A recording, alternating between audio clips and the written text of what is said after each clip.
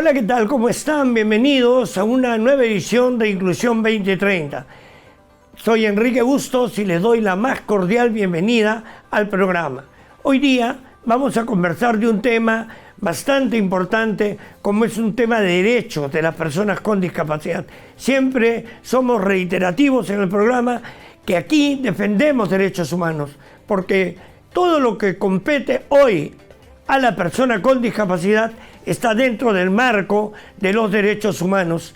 Y tenemos como invitada a la doctora Maruja Hermosa Castro, quien es integrante de la Comisión de Acceso a la Justicia para Personas Vulnerables y Justicia en tu Comunidad. A quien le damos la más cordial bienvenida, doctora Hermosa.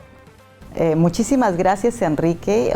Bueno, un placer estar acá con todos nuestros amigos y amigas que nos ven, ¿no?, que nos siguen en la televisión. Muy agradecida a nombre de la Comisión de Acceso a la Justicia de Personas en Condición de Vulnerabilidad y Justicia en tu Comunidad, que preside la señora Jueza Supremo, Janet Tello Gilarde. Es para mí un placer estar acá contigo y compartir todo el trabajo que estamos haciendo desde el Poder Judicial. Gracias a usted, doctora, por venir y aceptar nuestra invitación modesta a un programa que estamos siempre difundiendo, como le dije al empezar el programa, derechos humanos. Cuéntele a nuestro público qué viene haciendo el Poder Judicial en esta Comisión de Acceso a la Justicia. ¿Cómo ve el avance?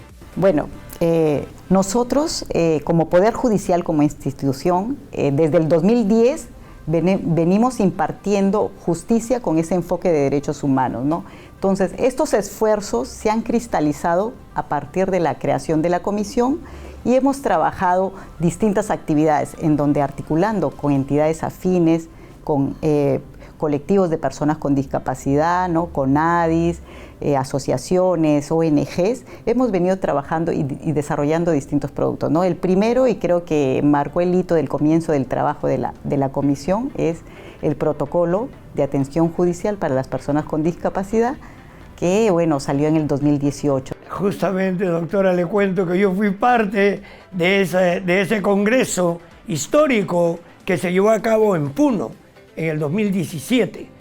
Y de ahí ya vino todo el trabajo para adelante. Sí, es muy importante, ¿no? El protocolo se gestó en Puno, evidentemente, en diciembre del 2017, y se han trabajado en distintas mesas en las 35 cortes superiores del país. Es un trabajo consensuado, muy difundido, no solo con los jueces y las juezas, sino también con las personas, ¿no? Porque nosotros no invisibilizamos a las personas, sino todo lo contrario, sumamos para realizar un producto que se ajuste verdaderamente a ese enfoque que se requiere para brindar un servicio de justicia de calidad y con enfoque de derechos humanos. Claro que sí, doctora. Vamos a conversar acerca de un salto cualitativo que dio el Perú y que poco lo difundimos, porque el Poder Judicial, tuvo a bien trabajar este decreto 1384, que sale un 3 de septiembre del 18. Cuéntele a nuestro público qué cambia ese decreto, qué devuelve a la persona con discapacidad en el Perú. Bueno, muy importante, ¿no? El decreto legislativo 1384 marca un hito trascendental en el reconocimiento de la capacidad jurídica de las personas con discapacidad. Hasta antes, las personas eran totalmente avasalladas en sus derechos porque eran subrogadas por sus curadores, ¿no?, a través del mecanismo de la interdicción. A partir de septiembre del 2018, nuestro país se armonizó con la Convención, con el artículo 12 de la Convención, y desde ahí ha dado un giro totalmente en el reconocimiento del derecho, ¿no? Muy importante es el rol que asumió el Poder Judicial efectivamente para reconocer y restituir esos derechos a las personas con discapacidad. Modifica 29 artículos del Código Civil y le devuelve a la persona con discapacidad su plena capacidad jurídica. Ya no está permitida la interdicción así nomás, por así, ¿no, doctor? Bueno, está proscrita, de hecho, ¿no? Ahora tenemos dentro del modelo social de la discapacidad, ¿no?, tenemos el modelo de los apoyos y salvaguardias, ya sea en la vía notarial o en la vía judicial. Entonces nosotros como institución hemos trabajado y adoptado mecanismos para flexibilizar y hacer más sencillo esos procedimientos judiciales. Claro que sí. Doctora, en ese tiempo, también el 10 de septiembre, se da el decreto legislativo 1417, que modifica la ley 3119 y le otorga al familiar que tiene una persona en condición de vulnerabilidad también 56 horas al año para que puedan ser usadas en terapias, en llevar a sus citas médicas a la persona. También dio un paso adelante en el tema, ¿verdad? Sí, muy importante lo que usted refiere, ¿no?, en el tema de los derechos, porque efectivamente una persona con discapacidad cambia la sociedad, pero genera también un cambio dentro de la familia. Entonces hay que organizarse. En España, esto ya se viene, el Tribunal Constitucional Español ya lo ha desarrollado a través de el reconocimiento de la discriminación refleja, o sea, ya no es discriminación al trabajador por su condición de discapacidad, sino de repente porque tiene un hijo con discapacidad y efectivamente ocurre eso que tú señalas, Enrique, que tiene que llevarlo a terapia, citas médicas, esto. Entonces, al trabajador se le discriminaba, pero probablemente era madre o padre de una persona con discapacidad. Entonces, el TC ya ha generado ese precedente de que esa discriminación que hacen a ese madre o padre se haga, como es en condición de discapacidad, se le reconozca ese derecho y puede ser reconocido como un despido nulo, ¿no? Y con la reposición que eso amerita. Claro que sí. Doctora, vamos a entrar a nuestro tema de fondo. El Poder Judicial está llevando a cabo una acción que quisiera que usted le cuente a nuestro público de qué se trata. Algo que es sustantivo, una capacitación, ¿verdad? Sí, en efecto, estamos realizando, muchas gracias por la pregunta que nos permite llegar a todos nuestros televidentes, ¿no? Estamos realizando un marco de capacitaciones para precisamente hacer incidencia en estos productos que tenemos, ¿no? Aprovecho aquí las cámaras, ¿no?, para decirle a nuestros amigos, tenemos un protocolo de atención judicial para las personas con discapacidad que reconoce el derecho, por ejemplo, a la persona con discapacidad auditiva de solicitar, si requiere para una audiencia, un intérprete en lengua de señas, de manera gratuita. Y también si yo, como persona con discapacidad visual, tuviese un proceso, también pediría, de acuerdo al artículo 21 de la ley, mi expediente o mis citaciones en braille, y yo creo que estamos en la obligación de hacerlo. Sí, y felizmente la Corte de Cajamarca lo tiene bien desarrollado.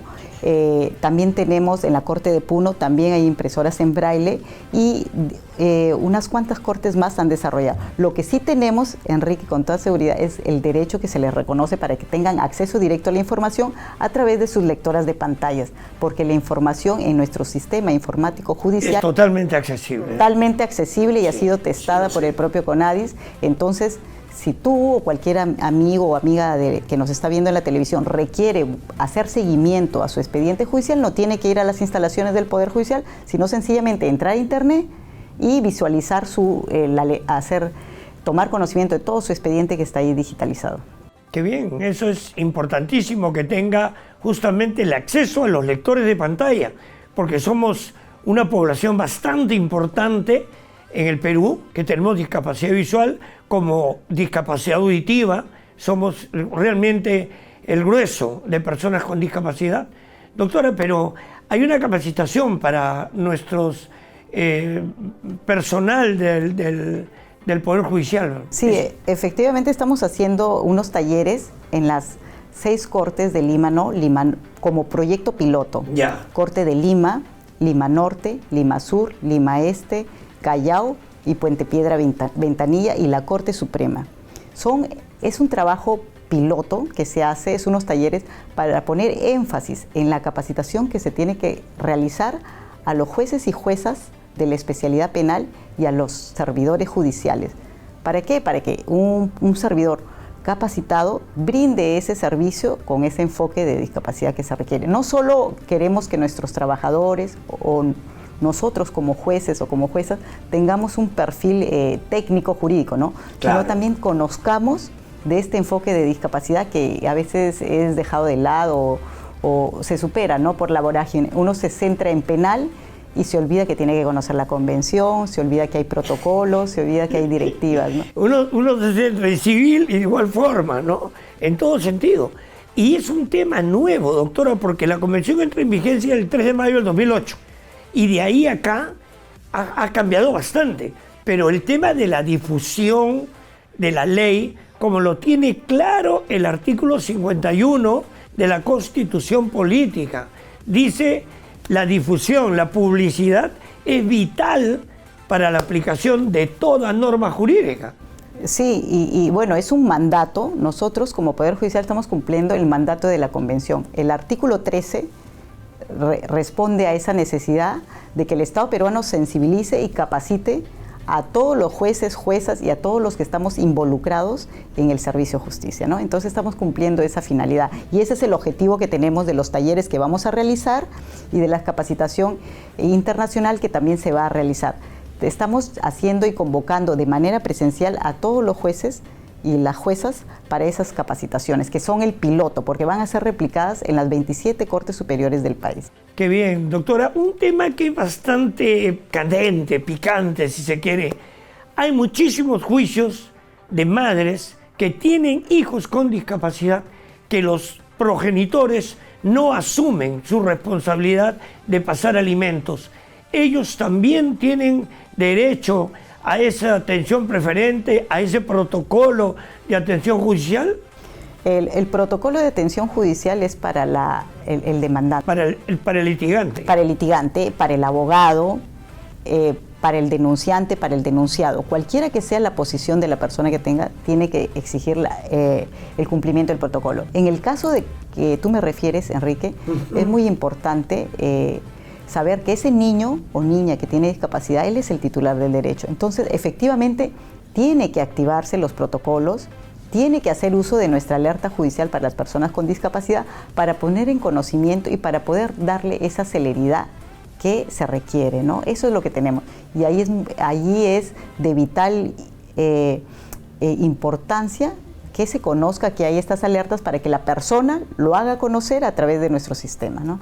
Claro que sí, amiga que nos estás viendo, autoridad que estás en sintonía de este programa. Existe el protocolo de atención judicial y sus abogados, sus representantes legales lo deben de saber para poder pedirlo, exigirlo, hacer mención para que la atención, en este caso de pensión por alimentos, sea mucho más rápida, doctora. Sí. Y es muy sencillo con la alerta. Te comento, Enrique, cómo funciona. Esta directiva se pensó en un estado de normalidad antes de la pandemia, ¿no?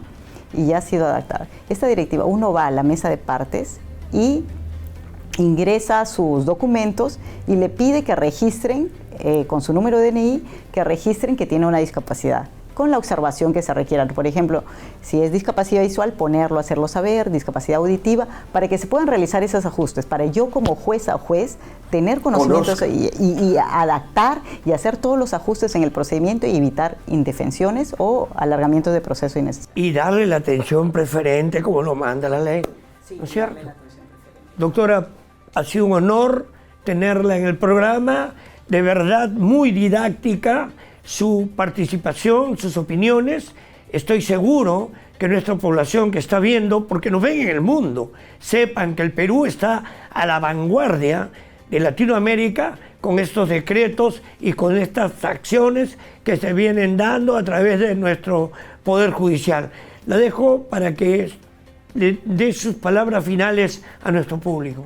Bueno, muy agradecida nuevamente por la invitación y a nuestros amigos y amigas que nos están siguiendo.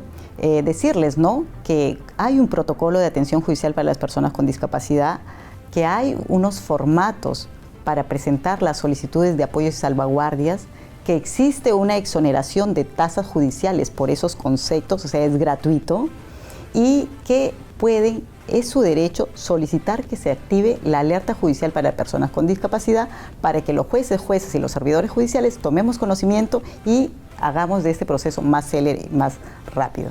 Muchísimas gracias, doctora. Ya saben, amigas y amigos, este programa está especializado justamente en difundir derechos derechos humanos, que es hoy lo que compete a las personas con discapacidad. Con nosotros será hasta la próxima semana, sin dejar claro antes que la discapacidad no es incapacidad. Muchísimas gracias.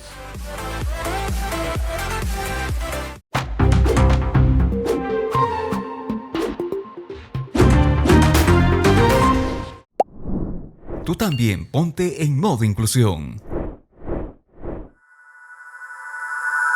Con Adis, acercándose más a la gente. Bicentenario del Perú, 2024. Gobierno del Perú.